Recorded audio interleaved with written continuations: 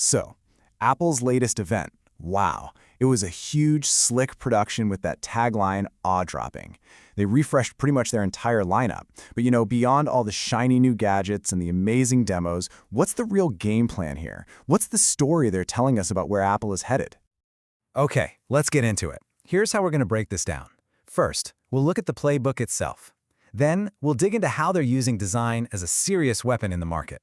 We'll explore their big push into health, their obsession with controlling their own tech, and finally, how it all snaps together to build that famous, unbreakable ecosystem. All right, first up, the Playbook. You gotta understand, this event wasn't just about showing off new hardware. Not at all. It was a masterclass in strategic messaging, designed to signal exactly where Apple's priorities are for the next few years. Tim Cook kicked things off with this line, and honestly, it is the key to understanding everything that followed. And he's not just talking about the curve of an iPhone. This idea applies to their entire strategy. Every single choice, from the metals they use to the chips they build, it's all a functional part of a much bigger machine. So when you really look closely, the whole presentation was built on three huge strategic pillars. First, using design to create really clear, distinct product tiers. Second, embedding health monitoring into even more of their devices. And third, doubling down on building their own core technology. So let's dig into each one. So let's start with that first pillar, design, because Apple is now using it in two really distinct and, frankly, fascinating ways. They're not just making things look good anymore. They're using the very materials and shape of the products to talk to two totally different kinds of customers. And first up, we have the undisputed star of the show, the brand new iPhone 17 Air, which is replacing that old Plus model. This phone is all about making industrial design the #1 reason to upgrade again, pushing that aesthetic wow factor to its absolute limit. And it really comes down to this one number, 5.6 millimeters. I mean, that is an insane engineering challenge. But more importantly, it creates a whole new premium category that's all about design and how a device feels in your hand. It's what Apple called a piece of the future. And this is where you can see their new dual strategy crystal clear. The Air is selling you on that futuristic vibe with its titanium and impossible thinness. But the Pro model, it actually goes back to aluminum. And you might ask, why? Well, for a totally practical reason. It's way better at getting rid of heat. This move completely redefines what Pro is supposed to mean.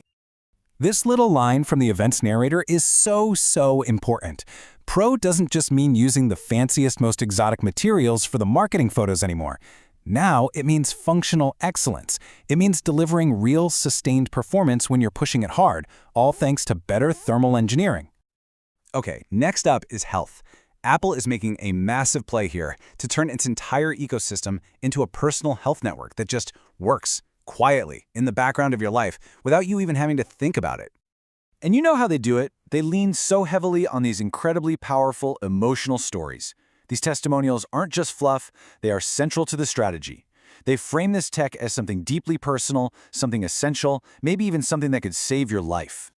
And this is the core of it all. Ambient health monitoring. The big idea is to grab vital data from devices you're already wearing for totally different reasons. You don't have to strap on a special health tracker, you just pop in your AirPods to listen to a podcast, and the health monitoring just happens. And here's what that looks like in the real world. The watch gets even more advanced with things like hypertension detection. But the really huge deal, the AirPods Pro 3 now have a heart rate sensor. This expands their health net from your wrist to your ear, creating this network of sensors all over your body, giving a much richer, more complete picture of your health. But check this out. The strategy isn't just about piling on high-end features. It's also about making them accessible. Just look at the new entry-level Apple Watch SE. For the first time, it's getting premium stuff like an always-on display and temperature sensing, all while staying at that $249 price. This is how they pull more and more people into the health ecosystem early on. Now, all this amazing stuff in design and health is only possible because of Apple's third strategic pillar, and it's a big one, their long-standing obsession with vertical integration. This is all about why building their own technology from the ground up gives them this massive, almost unfair advantage. And yeah, this is Apple's secret weapon. By designing their own silicon, their own chips, they can make sure the hardware and the software work together in perfect harmony. And that lets them hit levels of performance and power efficiency that their competitors, who are just buying parts off the shelf, simply can't touch. This year's event was a huge flex for Apple's Silicon team. I mean, beyond the A19 Pro we all expected, they debuted their own cellular modem, the C1X, and a new wireless chip, the N1. And here's the clever part. They launched these brand new critical chips in the iPhone Air, not the Pro. It's a really smart way to test and scale the new tech in the real world. But at the end of the day, for you, the user, it all comes down to this simple promise. Apple's Tim Millett didn't just rattle off specs, he translated all that complex engineering into a really simple, powerful idea. They're putting an incredible amount of power right there in the palm of your hand. Okay, so let's bring it all home. This last section is about the end game. It's about how all of these strategies, design, health, and custom silicon, all work together to create an ecosystem that is more seamless, more powerful, and just more compelling than ever before. So what does this all mean for you? Well, Apple has actually made your choices a lot clearer. If you care about pure design, you get the Air. If you need raw, sustained power, you get the Pro. And the base models, like the standard iPhone 17 and the Apple Watch SE, are now so packed with premium features that they become incredible deals. And for Apple's competitors, the pressure is just immense right now. Making a 120Hz ProMotion display standard on the base iPhone just raised the bar for every single phone under $1,000. And by turning AirPods into a health device, they've basically started a whole new war where almost no one else has the ecosystem to even fight back.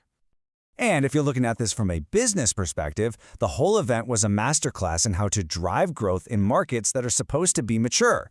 They're slicing up the market more effectively to hit different price points, while that deep vertical integration creates this technological moat that is just incredibly hard for anyone else to cross. And that brings us to the final, really crucial question. Apple's Playbook is all about this seamless, almost invisible integration into our lives, right? They started with our communication, then our media, and now they're deep into our health. So the big question is, what's next? What part of our lives are they going to slip into next?